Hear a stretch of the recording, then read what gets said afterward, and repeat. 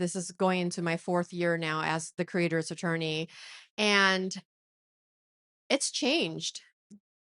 In the beginning, it was all about copyright strikes. How do I get a brand deal? But now the conversations I'm having is, Tyler, how do I exit? How do I sell my YouTube business? How do I get off this hamster wheel? Because I'm burnt out, because I've been doing this for 5 or 10 years. I need a plan.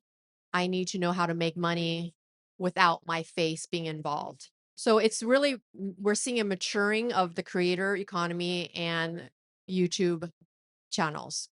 So I want to kind of anchor us there, because I can answer brand deal, I can answer legal questions about your contracts, but what really lights me up is the work I do with Creator Arc, which is my M&A advisory business, where I really am working on exits. I mean, Jim, just this week, I had 3 different conversations with agency owners, with talent management firms, with SaaS products within the creator economy. It's not just the creator channels and creators themselves, but all the businesses within the creator economy.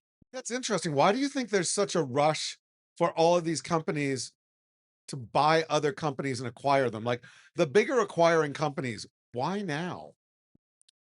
Well, because I think the attention is all on creators and it's all on digital media. So creators are hot. They're very hot, And the companies that support them and work with them as well. Yes. It's a halo of hotness. Yes, and we have AI in the mix that allows everything to go so much faster now. So I think there's, we're at this critical moment of investors are coming out of the woodwork saying, we want to buy, because traditional tech and, yes, they're investing in AI, but look at the huge acquisition that OpenAI just did. Right. TVPN, yeah. That was crazy, right? But they're acquiring IP, they're acquiring talent, because they know at the end of the day, that's what humans really connect to. Well, and also it's the creators that have the authority. The reason why TVPN works so well is because they have the authority of a very valuable audience. It wasn't a huge audience. Yes. But if Mark Zuckerberg and Mark Benioff and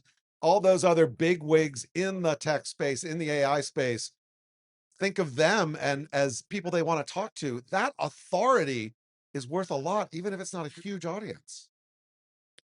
That's what I want people to realize. You could have 100,000 in your audience, you could have 1 million, and that is very valuable. I did a brand deal with NVIDIA last year with a YouTuber who had 20,000.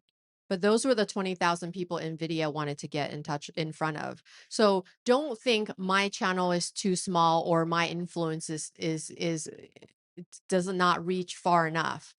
I actually think the more niche you are, the more valuable your small audience might be. Yeah, build a big, strong, small audience. You know what? So you're at Disney, you were at BuzzFeed. Why'd you walk away from these big corporate jobs to, support these little creators? Well, I started my own YouTube channel when I had a midlife crisis. And then I fell in love with my fellow creators and realized that all these creators are being taken advantage of, signing agreements they shouldn't be signing, and building very profitable businesses that they don't even realize they have. Right? We talked about this over there. Your YouTube channel is not your business. It is the marketing arm of your business. But what is your business? And a lot of creators don't know that. So should we open it up and ask some questions? Yeah. Who has questions? The way this is going to work, I'm going to walk around with the mic. You're going to ask a question, and Tyler will answer, obviously, and then we'll take it as far as it goes. And if we run out of questions, I'll ask her questions. But you're better off doing it yourself. And like I said, when do you ever get a chance to ask Tyler questions or a big lawyer, everything she's been through, and do it for free? So let's start off with you, Mr. Idelson. Thank you. And what you're saying is great information. I'm an academic, and we're finding right now with the ADA requirements that accessibility is very important. So as creators start creating content and needs to be greater accessibility, how is it, do you recommend they handle things like that, like captioning, alternative audio, as they become more popular markets? The big networks have figured out how to do various channels and setups. So now it's going to be the responsibility of individual creators, or will it be? Well, I mean, I will be honest, it's not something that every creator thinks about every day. Closed captioning is there. I mean, on YouTube, it's a function that you can just turn on. But I am getting more clients coming to me asking me, I'm building a platform or a website. Does this need to be compliant? Does this need to be ADA compliant? And so, yes, I am starting to have those conversations. I think as these channels and businesses are getting bigger, I think compliance and making sure that we are being accessible to all audiences is something that's starting to get on our radar. So thank you for that question. Other questions? Okay, I'm going to run over there.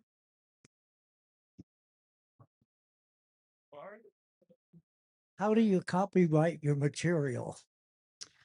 So you do it with the copyright office, depending on what it is. Is it a script? Is it a video? I do thumbnails and titles. It's actually a pretty easy process.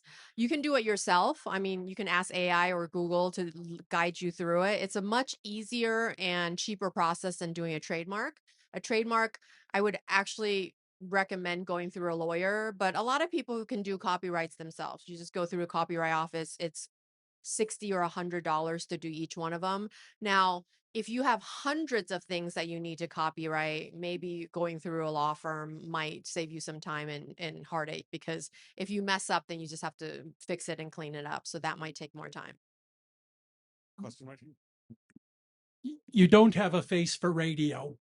You make a great presentation, but you're very lovely and you do a good job as host. I've had millions of people watch me on television. I've done 40 shows. I'm trying to transfer reality unscripted mostly. I'm trying to transfer that over into everything streaming, everything online or creator. But I'm having a hard time transitioning, if you will, the numbers. I thought I would pop and get millions and I'm not. What's the number one thing I can do for that? And for me, maybe it's simply as, I've never wanted to buy customers, so to speak. I don't know how, YouTube, Meta, all of those. Is that worth doing, or do I go my homegrown? But again, that's not working. What is your number one tip on how to do that in the two niche markets that I'm the best in the world at? And I won't tell you what they are, but I am. Oh, thank you. So this is a pretty common question because I had a 20-year career in Hollywood. I'm having a lot of former producers and writers and showrunners come to me saying, I would like to start a YouTube channel. How do I do that? I should be able to do it very easily because I've had, millions of viewers. I've had so much success, and they have the same experience you do. And I will say YouTube is a very particular beast. You really have to learn the thumbnail, the title, and the hook. You have to get into that psychology of like what makes a person click, because you could have the best video in the world, but if your packaging, and that this is the trifecta, it's the thumbnail, it's the title, it's the first 60 seconds. If your first 60 seconds do not deliver on what the thumbnail and title is, people will click off. So interesting. I mean, it's actually not very complicated. I mean, Jim, I don't know if you have thoughts because you've done traditional media and now into digital media. That is the part that trips up a lot of traditional producers the most. Yeah, and the way to think about it is, think about making a DVD, right? You would make a great movie, and then somebody else would take it and do the packaging. When it goes into the theater, they would go out and they do the marketing plan. They'd come up with the movie posters. They'd come up with, what it's going to look like on the shelf in the DVD store. But guess what? That's all on you now, and that is what the thumbnail and the title, and as you said, the hook are so important. The other thing is, like, when I started working at online video and at Revision 3, I would hire people from traditional media, and they're like, we're going to do this show, and we're going to do like, okay, it's going to be 30 minutes of 30 seconds of a show open, and then we'll start talking. I'm like, kill the show open.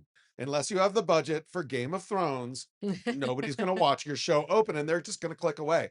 Remember, it's an ADD audience that can swipe at the swipe of a finger.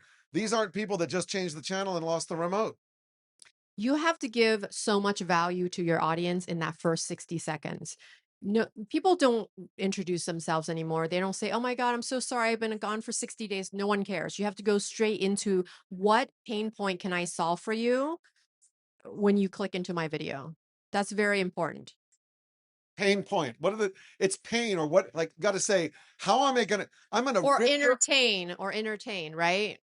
If it's entertainment, how am I going to entertain you? I'm gonna rip your eyeballs out of your skull and stick them into my video so they don't go away.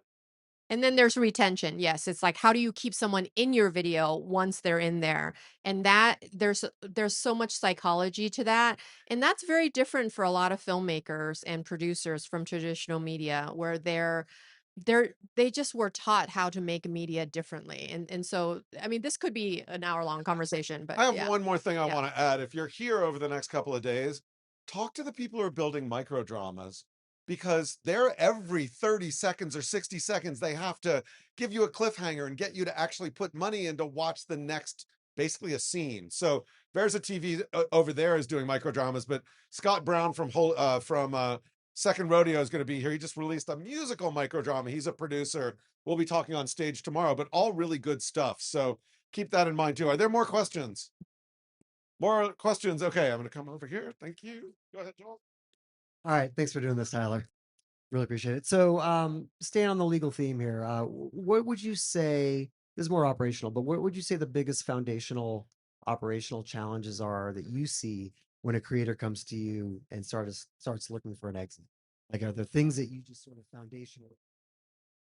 So my favorite phrase right now is, I can raise capital, like cash, like you cannot believe. But you know what's the hardest capital to raise? Is human capital. Most creators and any startup, their biggest problem is finding the right talent to come work for them. And that is what I'm seeing. If you can't have a great president or an operator to come run your team for you, you will never be able to scale and step out of that being the face of the channel, being the face of the business. And this is what every acquisition has to solve, is how do we de-risk? How do we take away the key man risk? Because that founder, not every founder should be a CEO. And I worked at BuzzFeed, so let's just leave it at that, right? Not every founder should be a CEO. And I'll say that again. So most creators who are founders should not be running their companies. The best companies that I support all have presidents and CEOs. You look at Darman, you look at Mr. Beast, you look at Mark Rober. They all have amazing presidents. You can't be running your own company. Do we have other questions over here? Anybody have a question for Tyler? Okay, wait, I'm over here now. There you go. Hi, for someone that's trying to build a media company that's kind of in two different verticals, how Which would you, two? like client services and IP development. So like doing commercials and promos for clients, but also trying to develop like shows and movies and things like For that. yourself, or because For myself. so okay, let's be clear here. So you're building a personal brand Not and you have a services business. Is that correct? so much a personal brand. I just think like cooking shows or movies, independent films, things of that nature. Okay. But also smaller digital YouTube shows. How would you recommend structuring that legally? Like each show have their own business entity, or can all just be under one umbrella? Well, it depends. This is this is a 6-month process for most of my clients, where I take their corporate structures. I mean, most YouTube channels that when I first talk to them, they have one LLC and it's running everything through it. Their YouTube channel, their communities. I mean, I have clients who have real estate that's all running through the one LLC. So you have to have a parent company and subsidiaries underneath it. One should be holding the IP if it's your YouTube channel. If you have a services business, that should be another business. This is how you think about it. If I get sued under my YouTube channel, what other businesses do I have or personal assets do I not want touched? That's the math you should do, is, do I have assets in different places that I don't want touched? If you have a YouTube channel and you're doing a brand deal, let's say FTX is my favorite example. You do a brand deal with a brand that goes under and you get sued and you own real estate over here. If your real estate's all under one company, then that real estate will get hit in that lawsuit. But if you put them separate in separate LLCs, then it will be protected. So that's at its basic, highest level. Other questions here for Tyler. Oh, wait, there's one over there. You guys are making me work. We can talk after you. You can making me work. Here you go. No, Those are your steps, Jim. that's why I'm here. I got my steps in. Yeah. Tyler, thanks for being here today. Of course. Appreciate it. I'm curious on your opinion with where we are with fair use. Are you familiar with John Boy Media? Yep. Okay, that's the most fascinating example for me, because that's somebody who started out as an individual creator, started ripping off MLB clips, putting his own voice on it, transforming it, and then building really a very successful company through that. But it started with fair use arguments and whether or not he had the rights to that content. So with a creator that's starting out and wanting to use content that pre-exists them, maybe from a large entity, a large corporation, where do you think we are right now with fair use, in your opinion? So I can talk about YouTube because that's my expertise. Here's the thing. YouTube does not recognize fair use. So if let's say I have videos on YouTube. If you take my video and use it without my permission, without a license, without payment, I can go and put a copyright strike on you. YouTube will not step in. They no longer will help creators because there are millions of copyright strikes and claims on IP every single day on YouTube. So YouTube lets the two parties hash it out themselves. Fair use is a defense in litigation. You can go in front of a judge and say, Judge, I used this and I'm being sued, but this is my defense. And sometimes, depending on transformation and if it's a parody, if it's educational, there's the fair use 4-step test, then potentially you can be protected in litigation. But on the platforms have their own terms of service. So if you're using someone's IP without their permission, they allow the IP holder to do a copyright strike or a claim. A claim is, I have a client who does covers of on piano of big songs, and he shares 50% of his AdSense with the music publishers. And he's happy to do that because he'll get hundreds of millions of views if he covers Coldplay than if he plays an original song. So you can get a copyright strike or a claim. So I don't know the exact story, of that example you gave. But here's the thing. I'm sure he has gotten claims or things happen behind the scenes, because I represent a lot of really big YouTubers where we handle those settlements behind the scenes and nobody ever hears about them. Yeah. Okay, question right here. Hi. Let's suppose I'm a filmmaker and I've made a film. Which I know you are, but let's suppose. Okay. I'm asking for a friend. Okay. Let's say this friend has made a film and they have not gotten any kind of conventional distribution. Is it a waste to post it on YouTube? Does that foreclose any future economic development that project? Oh, I love this question. Thank you so much. So I represent these guys called Creator Camp. I don't know if any of you have heard of them. They are amazing. So they made a movie called Two Sleepy People, and they wanted to put it out in the theaters, but they're YouTubers, and they said, well, how do we do this? So they went to the theaters, they went to Regal and AMC and said, can we put this in your theaters? And they said, well, maybe, because they got really good views on YouTube, right? So YouTube is a great testing ground if you're a filmmaker. You can just put it up and hundreds of millions of people can see it. So the theater said, we'll give you 2 theaters, and if you can hit the number, I think it was like 30,000 per theater, we'll give you a limited run. They hit the numbers, they got a limited run, and then they got a wide run. And now we're selling the rest of the world, and we're probably going to be at Cannes Film Festival in a few weeks.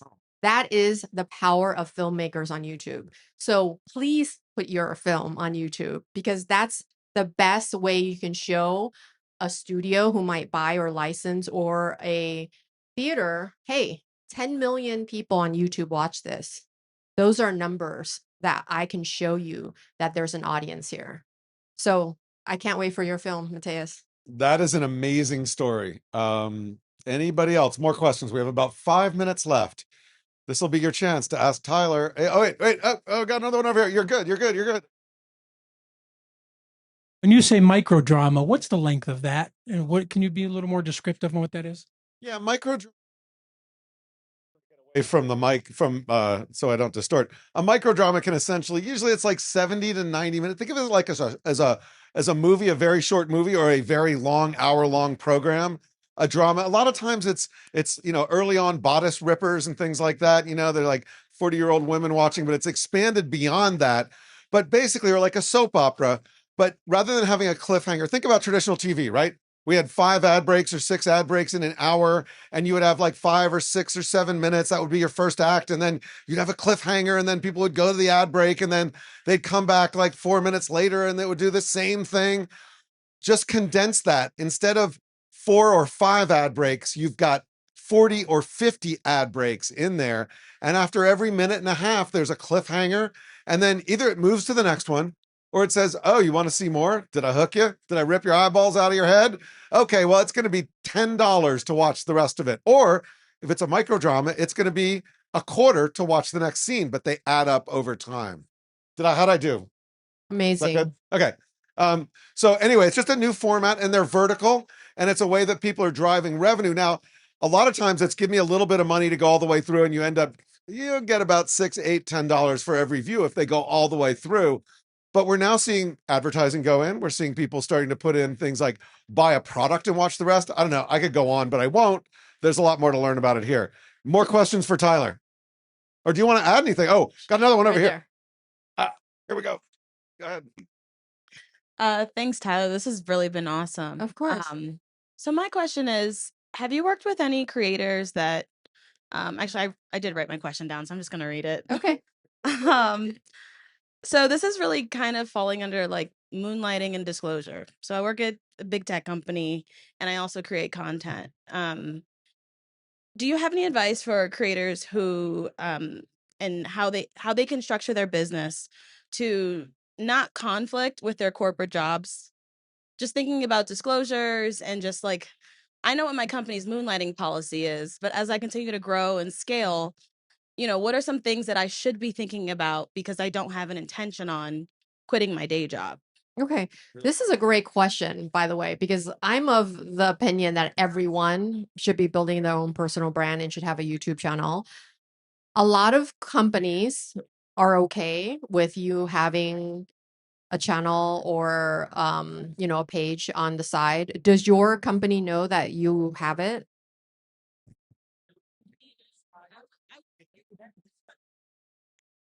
It hasn't been brought up to me, but I work at Microsoft, so like Okay. I'm sure somebody has seen something. The thing is, I think if it's not it just depends, right? Every company has their own policies. I will say I started my YouTube channel when I was still working in Hollywood, and I just didn't use my name. And I was so afraid I was going to get found out. No one found out, by the way. I never grew big enough. But that was what allowed me to do what I am doing now, was my YouTube channel. So there are a lot of people who are working in corporate America who have a channel on the side. I actually have a client right now who is an engineer at Amazon. God, she makes like $400,000. And she's like, how do I quit my job? And I said, well, don't quit until you're so miserable every day that you can't do it anymore. She's like, no, I love it. I work 3 days a week. I'm like, just then keep doing that. But her goal is to quit. If your goal is not to quit and you're asking about conflict, like if the best answer here, I think, is to talk to your supervisor and say, hey, is this a problem? If it is, let me understand. So I think my question is more on the business aspect. So I opened up an LLC, like thinking about how do I make sure from a paperwork standpoint, am I covered? Like things I should be reviewing, because I'm currently in-house everything, reviewing contracts. I stay away from bigger tech company. Like there are things that I know I can't touch, but for that gray area, how do you, and I have conversations with my manager. They know a little bit, but it's not at a point where it's, massive. But I'm just trying to think about the next step, the next year, because things are kind of growing and scaling pretty fast. And just from a legal perspective, are there things that, I don't know, I should be thinking about that I might not already have covered beyond an LLC? I wonder about this, like the proprietary inventions clause and things like that. Like everything you do when you work here, we own. Well, so I have a client who was in private equity, and he started his channel when he was still working. And when he was leaving to retire, the private equity fund did try to make a play and say, oh no, we own your channel because you started your channel while you're working for us. So that is a possibility. So that's why I said, do you want to be very clear with your company? I've done those agreements where we go to the employer and say, this is not owned by you, this is mine. And how do we make sure? Sometimes they will say, well, you can't be making money off of your side business because you're making money from us. It just depends. Like it's very complicated, but depending on that company's policy. But if your question is who owns the channel or who owns the content, I mean, Jim makes a good point. A lot of companies say, no, whatever you do under employment with us is owned by us. So you have to look at your employment contract in the terms. The other interesting thing I want to come over, but I will say, so I was at Paramount and we started a newsletter about VidCon when I was running it and I was writing it. I put it on my LinkedIn. I own my LinkedIn. And when I left, there wasn't a problem, but I kept my LinkedIn. I kept the newsletter on LinkedIn and took it out there. But and my partner manager at the time said, look, I work with big companies where the CEO is on LinkedIn creating stuff and they leave. And the people in corporate are like, you need to give us his channel. And they're like, no, it belongs to that person. So think about the people who work at Microsoft who are also creators as well on LinkedIn. That is a little bit of, well, you let them do that. What's the difference? I don't know if you're on where you are, but that's another way to think about it. The employee generated content thing is changing and growing. In many ways, smart companies are seeing these employees as doing things that are benefits to the company under the type of content you create versus what you do at work. So it's a very gray area. Anyway, there's probably a lot more to talk about there. We're almost running out of time, but I'm coming back to Mateus, I think is your name. Thank you. Yes. One more question. At the early stages, a lot of creators rely on favors, right? They're getting people to hold the camera for them. They're maybe getting people to edit for them, help them light, whatever.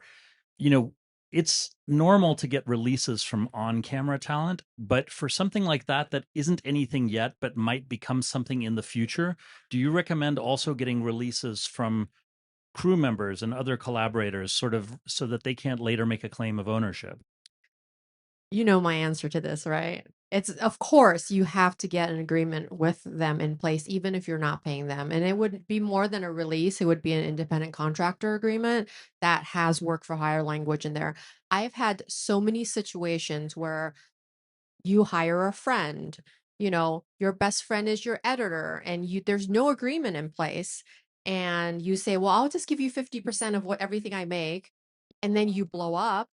And then you have a falling out. And I've had that situation where one of my clients, her best friend said, we were trying to put him under an employment contract at that point, 2 years in. And he said, oh no, I made you. I own half of this channel. You have to give me 50% ownership. And that killed their friendship when we tried to put them. I mean, I was able to get him under an employment contract, but he left after 6 months because it soured the whole situation. When's the best time to get someone to sign a contract?